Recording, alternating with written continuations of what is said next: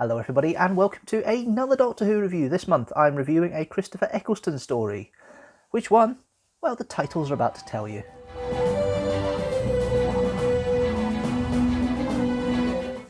Yes, it's Father's Day, the 8th episode of the first revived series of Doctor Who, starring Christopher Eccleston as a Doctor and Billie Piper as Rose Tyler. And this is the one that is Paul Cornell's entry into Series 1 of Doctor Who. His most famous outing is, of course, as Human Nature, Family of Blood, a couple of series later. But as the sort of reviews go for the new series, there is no TV companion, there's no plotline synopsis, we just get straight into it. So here we go. So, Father's Day, quite a poignant episode. It's an interesting way that it's been written. It's effectively a time travel story. What can you go back and see your dad and say hello and the consequences of it? And there's an interesting twist in this one because the Time Lords usually have some sort of safeguard against it because the Time Lords are gone, as far as the Doctor's concerned at this point in his history. There is no safeguard, so the Reapers come in, which are these monsters that come and devour time and devour people to try and heal the wound that's happened. And it's an interesting, frightening horror story, and it's kind of it's a modern Who version of Base Under Siege, except in this turn it's a church under siege. Basic premise: Rose asked to go back and see her father on the day he died. He got knocked down by a car when he was going to a wedding, and she wants to see his death. They foul out the first time. Well, she fouls out the first time because she turns away, and then the second time she intervenes and stops him dying, saves him, and the Doctor's not quite happy about it. He's quite pissed with Rose about it, and thinks he's made a mistake again and chosen another stupid ape, because obviously she's wrecked time and space and it's difficult to control. He's obviously having a temper tantrum, but he waltzes off back to the TARDIS and says enough's enough, we're done. But the time he gets back to the TARDIS, the Reapers have started reaping havoc, and Reapers cause havoc around this church where a couple of friends of Jackie and Sean Tyler, Pete Tyler, Sean's the name of the actor plays him, Pete Tyler, go and to this friend's wedding.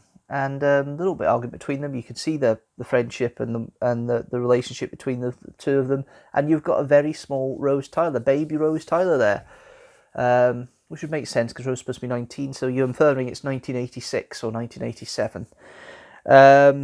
And overall, it's a nice story of what would happen if you changed time and what would happen if you did this. What are the repercussions? And it's an interesting little plot line.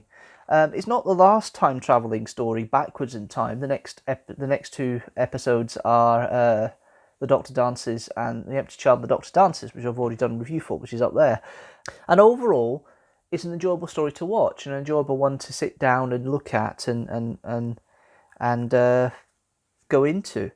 There was an interesting discussion made with Rose, and there's an interesting commentary on what Rose's idea of Pete was and what Pete actually was. Now, Rose had been given this idea from Jackie that he was a perfect man and he had lots of ideas and he was going to make it in the world eventually.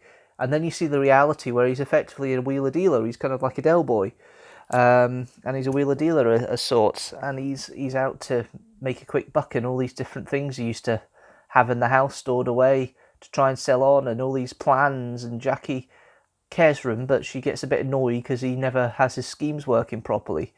And but it is the first timey-wimey sort of episode for Doctor Who, where of modern Who, where things can change and things can be adjusted, and effectively, if they didn't stop the Reapers and stop the Reapers from causing havoc as they have, which the Reapers have basically come to take away Pete. That was the whole point. And without Pete killing himself at the end, the whole of modern history for Rose and the whole of Rose's life would be completely different. She'd be out of time. And it was an interesting bit where at the beginning, Jackie's talking to Rose, a young Rose, about her father.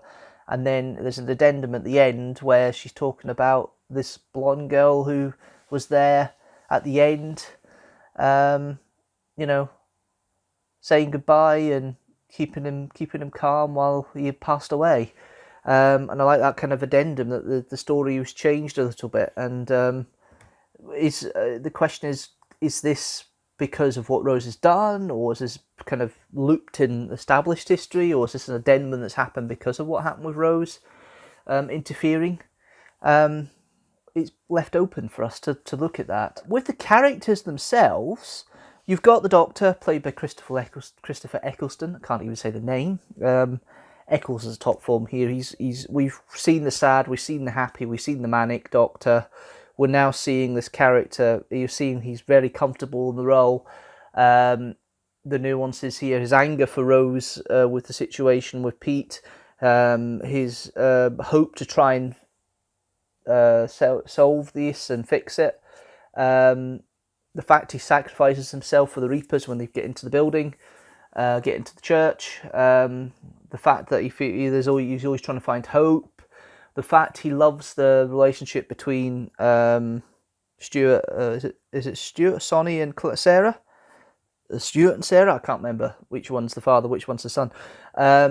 Between Sarah and his wife, or wife-to-be, fiancée, who's pregnant, and there's got these stories about how those days it was seen as a bit funny not to be married when you have the children, when you have child, which is certainly reflective of the time. It's a lot more acceptable now to have children outside of wedlock. Well, that time it wasn't.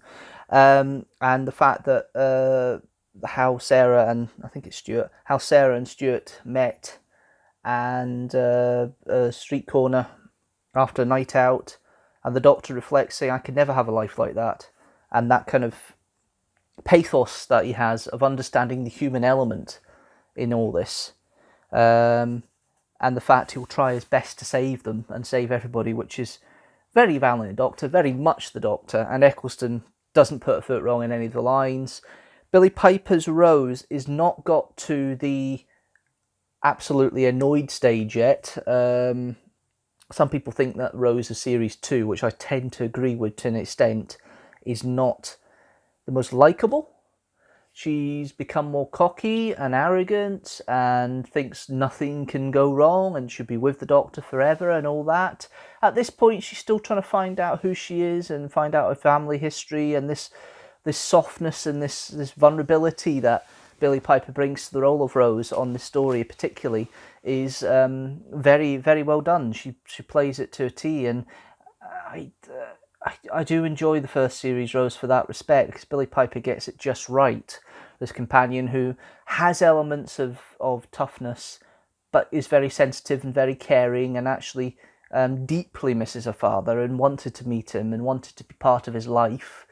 And she gets an opportunity, and she embraces it, maybe a little bit too much, but she embraces it, and the Doctor becomes understanding of it. But she does learn a lesson not to interfere with time and space as much as she wants or thinks she could. Camille Coduri was very established as Jackie Tyler. This nagging mum, bit of a live wire, you don't want to cross her. But you see the softer side, and the side that she really cares for Rose, she really cared for Pete. The love and the way she comes across and the way it's performed, you do grow to Jackie. I mean, she's a little bit of a comedy element at times here, where she's talking about the meringue that Sarah comes in for the dress at that time, and the social comments that are made, and the fact that she gets a bit worried and concerned that Pete's trying to hit off Rose, but Pete's trying to say, no, this is Rose as an adult. Don't you understand, Jackie? This is our Rose as an adult, and she understands. And bit of a question there whether Jackie actually would remember, but there is a line in there that says that she won't. The Doctor does make it clear that she won't remember this if everything gets reset, which is an interesting point. But that's that little addendum at the end I mentioned earlier on, where Jackie's talking about this girl that's sitting there. So does she remember more? That's the question. You've then got Sean Dingwall, who makes his first appearance as Pete Tyler, and he just is an ordinary bloke, he seems to me, trying to make his way in the world, being a bit wheeler dealer like when he's doing it, and my words are finding fault again. But overall, I don't see it as a very bad part. He acts it with enough softness and deftness to make it an interesting part. You do warm to him because he's a bit of a wheeler dealer, but he obviously realises that he's the one at fault, and he ultimately makes the sacrifice here to kill and build his own life, because he realises that he's the one that should have died, because he keeps seeing that car going around the corner that was supposed to knock him down, that seems to be caught in this little loop, and he realises it was him that should have died. So he makes the ultimate sacrifice to repair time. I mean, Pete is seen in a slightly more businessman-esque light in a story in series 2, but Sean Dingwall, you can't put it wrong. You can believe that he's the father of Rose. You can believe he's the husband of Jackie. You believe all that. We'll go on to the writing itself. It's a lot of pathos, and Paul Cornell's actually pretty good at doing these sort of stories where there's kind of an emotional element to it. I know that's Russell T Davies inspired, but the emotional side you see, and the story itself is cool. What would happen if you met your father and saved his life, and that sort of idea. I like the way it's been written and put down, and it's a solid story overall. And I do think it keeps the strength of series 1 going, because there's very little in series 1 that I do not enjoy watching. The only one I have a slight unhappiness for is The Long Game, which is the one that preceded this. But watching it more recently, I can see a second light to that, but that's for another review. And being the guest writer, you can see it's a slightly different style from RTD, who does a lot of the scripts for this series. But it's refreshing, and there's an interesting sci-fi element there, and it's written pretty well. I do enjoy most of the writing here. Murray Gold, he's using a lot of synths here. It's used a lot of computerized samples and things. He's not got the orchestra yet, but it's just the occasional leitmotif and a bit of background music. He doesn't have any major symphonies or background music or pomposity that Murray Gold would be known for more in the Matt Smith era and the Peter Capaldi eras. It's very minimalist. It doesn't interrupt the flow. It enhances it where it needs to, and it's basically no issue with it at all. Joe Ahern, solid direction. It's making use of an outside location. It's made good use of the angles with the Reapers coming in. You see the high up, you see the low down angle of the Reaper coming in first. The first bit, Rose screams and sees it the first time. The direction for the shots, for the VFX, for the Reapers trying to scrape at the church to get in, and then they turn up in the church, and the angles that happen for some of the shots. The lighting's pretty decent as well. It looks natural. It doesn't look forced or false. Overall, it's a pretty solid direction. I can't really fault it. And this thing with the good stuff, it's difficult to, the good or decent stuff, it's difficult to pick holes at. It's also difficult to praise as well at times, because it just works. It's just a solid story, a solid romp of 45 minutes, and it works overall as a story. And overall, I would give this story 4 TARDISes out of 5. Now let's see how Father's Day sits in with the rest of the stories reviewed so far. Father's Day is in good company. It joins The Visitation, The Green Death, The Empty Child Doctor Dances, An Unearthly Child, The Mind Robber, The Power of the Daleks, Spearhead from Space, Horror of Fang Rock, and Turn Left.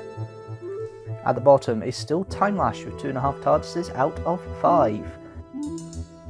That's it for now. Thanks so much, guys, for watching as always. I'm looking for your help, of course, to try and pick stories for 2021. If you want to give a hand, click on the Patreon link down below, and also give me a choice. All more information is on that post. But thanks, guys, for watching as always. If you like this video, don't forget to like it and share it with the hashtag teamstructor, and don't forget to hit that subscribe button as well, so you know when a new video comes out. I think I've clicked the wrong way, but that way, wouldn't it? Don't forget, there's a new video every Sunday at 4 PM GMT. And until next time, guys, I will see you next week with a Kidstructor, which is for Bertha. So until then, thanks guys for watching, and I'll see you later.